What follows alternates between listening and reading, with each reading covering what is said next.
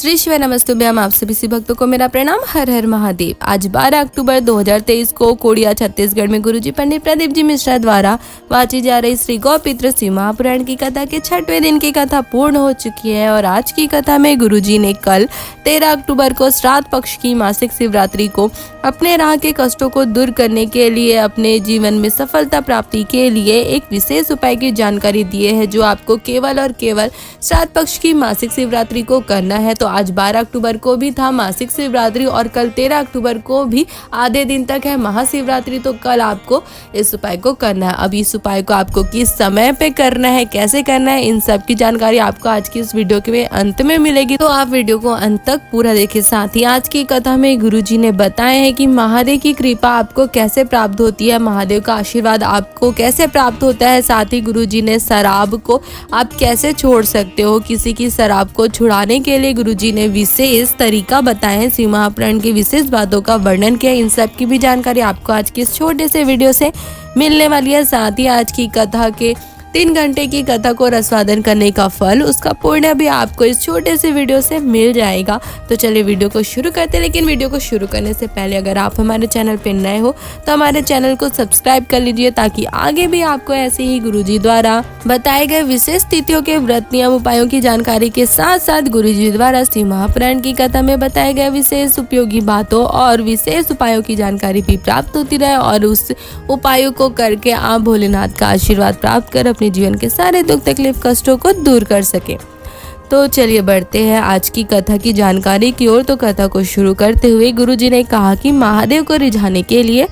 महादेव को पाने के लिए आपके धन की संपदा की जरूरत नहीं है। गुरुजी ने कहा कि अगर आप शिवजी पर 1 लोटा जल चढ़ा देते हो तो शिव महापुराण की कथा कहती है अगर आपके पास 1 लोटा भी जल नहीं है, आप मात्र 2 बूंद जल ही शिवजी को समर्पित कर देते हैं, शिवजी को अपने हृदय के सच्चे भाव से चढ़ा देते हैं तो महादेव आपके 2 बूंद जल को भी स्वीकार कर लेते हैं और आप पर महादेव की कृपा हो जाती है, महादेव का आशीर्वाद आपको प्राप्त हो जाता है। कथा में आगे गुरुजी ने कहा कि इस संसार में 3 नशा ऐसा होता है जो सबसे विचित्र होते हैं और ये नशा आपको बिगाड़ भी देते हैं और बना भी देते हैं। तो इन 3 नशों के बारे में बताते हुए गुरुजी ने कहा कि पहला नशा होता है शराब का नशा और ये शराब का नशा ऐसा होता है जिसमें केवल एक व्यक्ति बर्बाद नहीं होता है बल्कि इसमें उसका पूरा परिवार, उससे जुड़े सारे लोग, उसका घर, सब कुछ बर्बाद हो जाता है।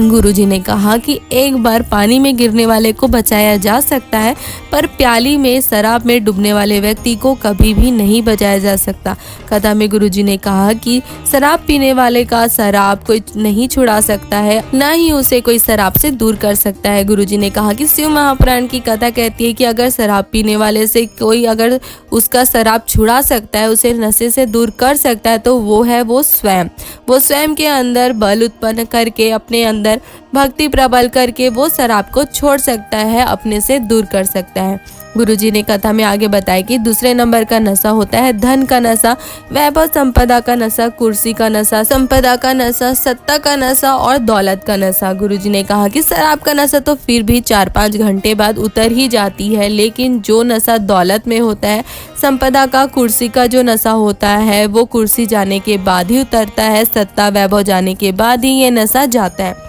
शिव महापुराण की कथा कहती है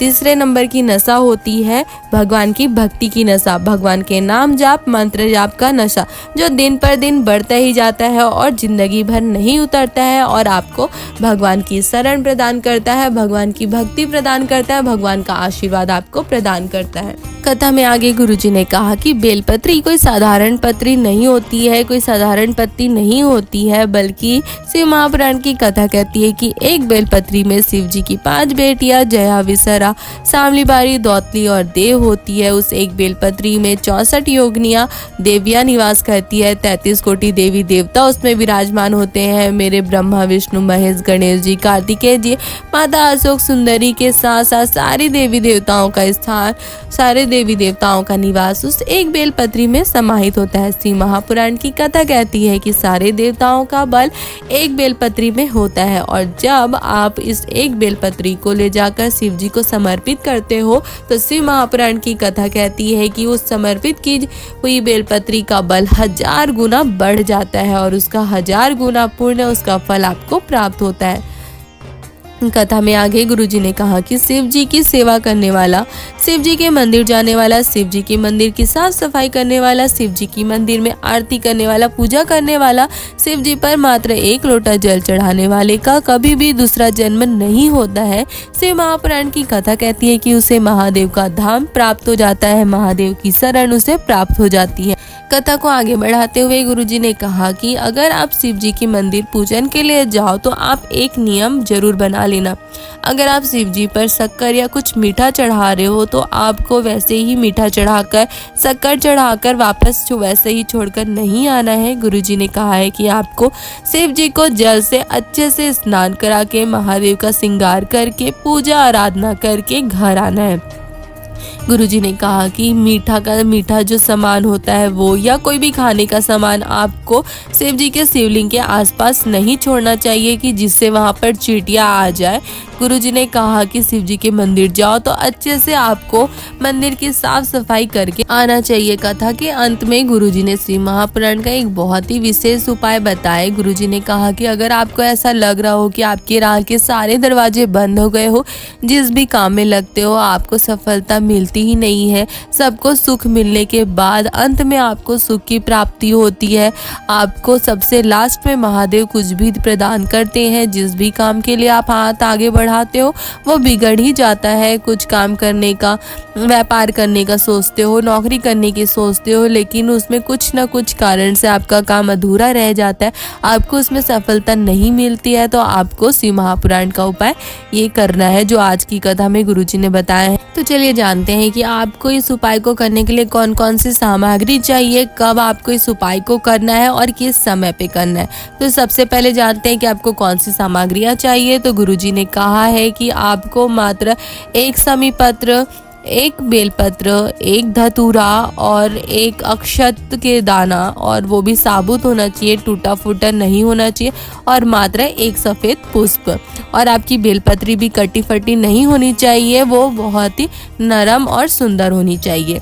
तो आपको ये सारे 5 चीज़ें लेके जाना है, 1 बेलपत्र, 1 धतूरा, 1 शमी पत्र, 1 चावल का दाना और 1 सफ़ेद पुष्प। आपको मात्र ये 5 चीज़ें लेकर शिव जी के मंदिर जाना है। फिर शिव जी के मंदिर जाकर आपको अपने हाथ में इन 5 सामग्रियों को रख कर आपको महादेव के त्रिपुरारी नाम का स्मरण करके शिव जी को अपनी कामना कहना है। आपके जो भी कष्ट है, जो भी संकट है आपके राह में जो आ रहे, उसका स्मरण करके आपको इन 5 सामग्रियों को, 1 बेलपत्री को, 1 धतूरा, 1 समी पत्र, 1 पुष्प, सफ़ेद पुष्प और 1 अक्षत के दाने, इन सबको आपको शिव जी के शिवलिंग के ऊपर समर्पित कर देना है और फिर आपको घर आ जाना है। गुरुजी ने कहा कि मात्र 3 महीने के अंदर ही आपके वो जो सारे कांटे होते हैं राह के, वो सारे दूर होने लगते हैं और आप जो भी कार्य करते हो उसमें आपको सफलता निश्चित ही प्राप्त होती है।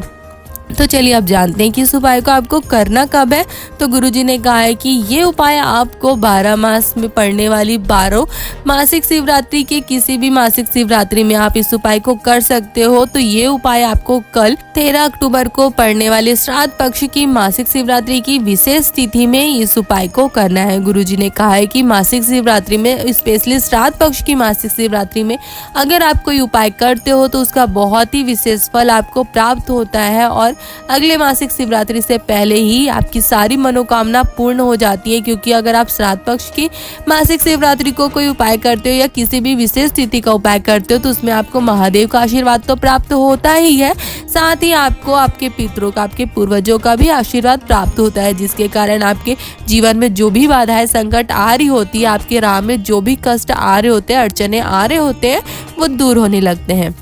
तो आप कल इस उपाय को कर लेना। अब आपको किस समय पे करना है, तो गुरुजी ने कहा है कि आप सुबह, शाम को या दोपहर में, जिस समय भी आपको समय मिलता है, जब आप शिव जी के मंदिर जा सको, सुबह जा सको या शाम को जा सको या दोपहर में, जिस समय भी आप जा सको, शिव जी के मंदिर जाकर आप इस उपाय को कर सकते हो। आप जब भी आपको समय मिले इस उपाय को कर लेना, निश्चित ही आपको महादेव का आशीर्वाद प्राप्त होगा, आपको आपके पूर्वजों का, आपके पितृ देवताओं का आशीर्वाद प्राप्त होगा। लेकिन आपको ये उपाय जो आप कल 13 अक्टूबर को अगर कर रहे हो, बाकी अगर मासिक शिवरात्रि को आप करोगे तो आप कभी भी कर सकते हो पूरे दिन में, लेकिन अगर आप कल 13 अक्टूबर के मासिक शिवरात्रि को इस उपाय को करें तो आपको सुबह ही करना है, क्योंकि आज पूरे दिन 12 अक्टूबर को मासिक शिवरात्रि था और कल 13 अक्टूबर को थोड़े समय के लिए है, इसलिए आपको इस उपाय को सुबह को ही करना है। तो आपको इसका फल, इसका पुण्य प्राप्त होगा, महादेव का आशीर्वाद आपको प्राप्त होगा। तो ये थी आज की कथा में गुरुजी द्वारा बताए गए सारे विशेष बातों की जानकारी के साथ साथ इस मासिक शिवरात्रि को किए जाने वाले बहुत ही विशेष उपाय की जानकारी। अगर आपको इन उपायों की जानकारी अच्छी लगी हो तो आप हमारे वीडियो को लाइक कर सकते हो और अपने परिवार वालों के साथ यानी ऐसे भक्तों के साथ इसे शेयर भी कर सकते हो, ताकि उन्हें भी इन सारे उपायों की जानकारी प्राप्त हो सके और वो भी इसे करके महादेव का आशीर्वाद, अपने पितरों का आशीर्वाद प्राप्त करके, अपने पूर्वजों का आशीर्वाद प्राप्त करके अपने जीवन के सारे दुख तकलीफ कष्टों को दूर कर अपने जीवन में आनंद और सुख की प्राप्ति कर सके। हर हर महादेव।